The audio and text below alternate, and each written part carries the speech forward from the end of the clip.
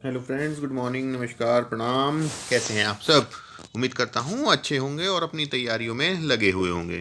Friends, आज है polity series का पार्ट 10, जिसमें हम बात करेंगे गवर्नर्स की और स्टेट हाई कोर्ट्स की। ठीक है फ्रेंड्स, स्टेट लेजिस्लेचर को मैं कवर करूँगा सेंट्रल स्टेट रिलेशनशिप में। ठीक है, बहुत ज़्यादा नहीं है गवर्नर और हाई कोर्ट्स के बारे में। हाई कोर्ट्स और गवर्नर आप सुप्रीम कोर्ट और प्रेसिडेंट रिस्पेक्टिवली से अगर कनेक्ट करेंगे तो वो कवर हो जाएगा। आपने देखा होगा बात हो रही है गवर्नर एंड हाई कोर्ट्स की, और अगर आप थंबनेल पे देखेंगे, ये जो लेडी हैं श्रीमती सरोजनी नायडू जी हैं। ठीक है, अगर आप पहचान पा रहे हैं, आप में से कुछ लोग पहचान भी पा रहे होंगे। ये इनका रेलेवेंस क्या है? इनका रेलेवेंस ये है, ये इंडिया की फर्स्ट फीमेल गवर्नर थी। ठीक है जी, फर्स्ट फीमेल ये गवर्नर थी, और इन्हीं के याद में हम महिला दिवस वीमेंस डे इंडिया में मनाते हैं। कब मनाते हैं, एक बार आप देखिएगा ज़रूर। चलिए, आज की कहानी शुरू करते हैं। फीडबैक कोई हो तो टेलीग्राम, ईमेल या कमेंट बॉक्स में आप मुझे दे सकते हैं। ठीक है, इसके बाद मैं उम्मीद करता हूँ 3 वीडियो तो आएंगी ही आएंगी, उससे ज़्यादा आए तो हम एक बार देख लेंगे। चलिए, सबसे पहले देखते हैं कि dash of the constitution deals with the government of the state. Government of the state में हम सबको इंक्लूड कर रहे हैं, गवर्नर को भी, council of I mean state legislature को भी, सबको। ठीक है, कौन सा सेकंड डील करता है? 4 किसको डील करता है? डीपीएसपी को, 5 सेंट्रल को, और 6 स्टेट को। ठीक है, पार्ट सारे याद रखने हैं आपको। Who is the constitutional head? देखिए फ्रेंड्स, आप कह सकते हैं जो सेंट्रल में प्रेसिडेंट है वो स्टेट में गवर्नर है, in most of the cases, not all cases, in most of the cases. ठीक है ना, जैसे प्रेसिडेंट तो आर्मी के मतलब चीफ कमांडर होते हैं, ऐसा इनके साथ गवर्नर साहब के साथ नहीं होता है। ठीक है, तो लेकिन बहुत सारे केसों में गवर्नर ही होते हैं। ठीक है, कॉन्स्टिट्यूशनल हेड कौन होता है स्टेट गवर्नमेंट का? Governor. The governor of state appoint कौन करता है? सबसे बड़ी बात, इनको प्रेसिडेंट करते हैं। इनका कोई इलेक्शन नहीं होता, ध्यान रखिएगा, इनका इलेक्शन नहीं होता। और ये प्रेसिडेंट जब तक चाहे तब तक इनको रखते हैं, जब चाहे हटा सकते हैं। इसे कहते हैं pleasure. He remains on the post till the time pleasure of the president. अगला देखते हैं, who amongst the following administer the oath of office of the governor? Parliament कह रहा हूँ, गलती से बोल दिया। प्रेसिडेंट साहब की कौन करते हैं एडमिनिस्टर? सीजेआई। तो इनकी कौन करेगा? लॉजिक लगाएंगे तो chief justice of high court. कौन करेंगे? प्रेसिडेंट नहीं करेंगे, chief justice of supreme court नहीं करेंगे, आउटगोइंग गवर्नर भी नहीं करेंगे। Next, which one of the following statement about the governor of an Indian state is not true? Governor के संबंध में कौन सा कथन सत्य नहीं है?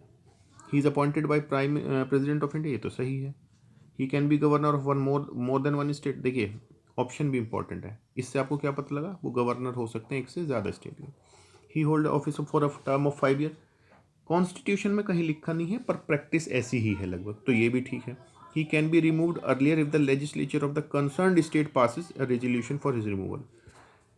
उनके रिमूवल के लिए स्टेट लेजिस्लेचर को, राज्य विधान परिषद को किसी भी तरह का कोई अधिकार नहीं है। वो ना उनको बना सकते ना उनको हटा सकते हैं। उनको बनाते भी प्रेसिडेंट है और हटाते भी प्रेसिडेंट है। तो इसका आंसर हो गया D. Which among the following articles of the Indian Constitution empower the governor to issue the ordinance? जैसे अध्यादेश जारी करने की शक्ति राष्ट्रपति जी के पास होती है, ऐसे गवर्नर साहब के पास भी होती है। कौन से आर्टिकल में? 213। इसको याद करने का सबसे अच्छा तरीका 123 + 90। ठीक है जी, 123 में कौन करते हैं? प्रेसिडेंट। चलिए, the Indian constitution of India does not contain any provision for the impeachment of. Impeachment किस किस का होता है? आपको अगर याद हो, प्रेसिडेंट का होता है, गवर्नर साहब का नहीं होता। यही आंसर करेक्ट है। चीफ जस्टिस का भी इम्पीचमेंट होता है, और वाइस प्रेसिडेंट का लेजिस्लेचर राज्यसभा और लोकसभा के करते हैं। कौन करता है वो एक डिफरेंट इशू हो सकता है, पर गवर्नर को तो प्रेसिडेंट साहब सीधा ही हटा सकते हैं। Who among the following is not appointed by the state governor. State governor भी बहुत सारी नियुक्तियां करते हैं, जैसे राष्ट्रपति जी करते हैं। स्टेट गवर्नर चीफ मिनिस्टर को करते हैं, बिल्कुल करते हैं। Member state public service state PSC को करते हैं, लोक सेवा आयोग राज्य के। हाई कोर्ट के जजेस को नहीं। तो इसका आंसर हुआ ये है sir, option C is correct. Advocate general को भी वो करते हैं। हाई कोर्ट के जजेस को कौन करता है, आगे देखिए। Article dash state that every state will have a high court. कौन सा आर्टिकल बोलता है कि हर राज्य में एक हाई कोर्ट होगा? आर्टिकल 214। जितने भी आर्टिकल है इंपॉर्टेंट, 223 भी इंपॉर्टेंट, 226 भी इंपॉर्टेंट, सारे देख लेना। ए हाई कोर्ट जज hold the office until he attains the age. कितनी उम्र में रिटायर होते हैं वो? 60 में, 62 में, 65 में, 58 में। 60 तो गवर्नमेंट एम्प्लॉयज़ के लिए है, 65 सुप्रीम कोर्ट के जजेस के लिए है, 58 किसी के लिए नहीं। पर इसका मतलब ही नहीं वो नहीं हो सकते हैं, दो लोगों की भी हो सकती है, पर इनकी जो है 62 है। ठीक है जी, सुप्रीम कोर्ट 65। अब थोड़ा सा हिस्टोरिकल देखते हैं। और ये गलती से 1962 हो गया, इसको 1862 कर लीजिए, इसको ऐसे पढ़िएगा। In 1862 the high courts were set up at, कहाँ हुई थी? ये हुई थी जी, 3 प्रेसिडेंसी थी उस टाइम, कैलकाटा, बॉम्बे, मैड्रास। दिल्ली में तो 1965 में हुई थी। ठीक है, उसके अलावा ठीक है जी, चलिए। Who have control over all subordinate courts in that state. एक राज्य में जितनी भी ये जिला कोर्ट होती हैं, सबऑर्डिनेट अधीनस्थ न्यायालय जिन्हें कहते हैं, कौन करता है उस पर कंट्रोल? प्रेसिडेंट, वो तो सेंट्रल में रहते हैं। गवर्नर, जुडिशरी का गवर्नर से तो कभी होगा नहीं, दोनों गलत। सुप्रीम कोर्ट, उसका क्या मतलब? High court is the right answer, D is the correct answer. Next, who appoints the high court जजेस? प्रेसिडेंट साहब। ये एक ऐसी चीज़ है जिसे गवर्नर नहीं करते, ध्यान रखिएगा, गवर्नर नहीं करते। ठीक है जी। कॉलेजियम मॉडल सी, द जजेस of high court standard resignation, जो बनाता है उसको ही रेजिग्नेशन देते हैं, प्रेसिडेंट साहब को ही। विच ऑफ द फॉलोइंग, इसलिए तो कहते हैं ना, हमारी जो जुडिशरी का नेचर है ना, वो कुछ फेडरल सा नहीं है, यूनिटरी है ना, यूनिटरी। अब देखिए, फेडरल और यूनिटरी मैंने 2 टर्म्स बोली हैं, अगर उन्हें देखोगे तो बहुत फायदे में रहोगे। ठीक है जी, चलिए। विच of the following high courts has its jurisdiction over more than one state और यूनियन टेरिटरी। ऐसा कौन सा हाई कोर्ट है जिसका जो क्षेत्राधिकार है वो एक से अधिक राज्यों या यूटी पे है, केंद्र शासित प्रदेशों पे? इलाहाबाद हाई कोर्ट की बेंच 2 हैं, पर नहीं। गुजरात भी नहीं, दिल्ली भी नहीं, इट्स बॉम्बे। बॉम्बे के अलावा कौन सी है? गुवाहाटी है। ठीक है जी, वेस्ट बंगाल है, इसको हम कैलकाटा हाई कोर्ट कहते हैं। ठीक है, और केरला हाई कोर्ट है। इनके कहाँ पे हैं ये आप चेक करिएगा, इसका भी और इसका भी। ठीक है, सबसे बड़ी बेंच कौन सी है हाई कोर्ट की, इसको भी देखिएगा। सबसे छोटी बेंच कौन सी है, ये भी चेक। कितनी हाई कोर्ट्स हैं, ये भी चेक करिएगा। 6 क्वेश्चन बताए, सारे important. Under which article of the constitution of India, इसको सुप्रीम कोर्ट की जगह ना हाई कोर्ट कर लो। कौन सी में करते हैं? 32 में तो सुप्रीम कोर्ट करती है, ये आपको चल गलत। 214 में हाई कोर्ट की बात होती है, it's 226। Option C is the correct answer. Next देखते हैं, which among the following is issued when the procedure is pending in the court. अब देखिए, हमने रिट की बात करी, चारों रिट्स हैं। कितनी रिट्स होती हैं? 5। इसके अलावा कौन सी होती है? Habeas corpus, habeas corpus, habeas corpus, आप जो चाहे इसको बोल दो। ठीक है, इसमें प्रोहिबिशन, मंडामिस। मैंडामिस में क्या होता है? परमादेश होता है, हिंदी में कहते हैं किसी भी अधीनस्थ को काम करने के लिए कहते हैं। प्रोहिबिशन में होता है प्रोहिबिटेड, प्रोहिबिशन लिंक कीजिए।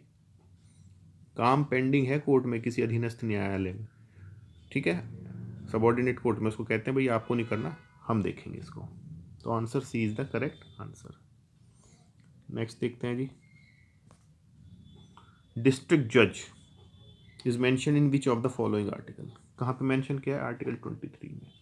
इंपॉर्टेंट आर्टिकल है, वही बता रहा हूँ। डिस्ट्रिक्ट जज कॉन्स्टिट्यूशनल पोस्ट नहीं है, लेकिन उसका मेंशन किया गया है, कौन करेगा, कैसे करेंगे, क्या उसका प्रोसीजर होगा, ये सब 233 में बताया गया है।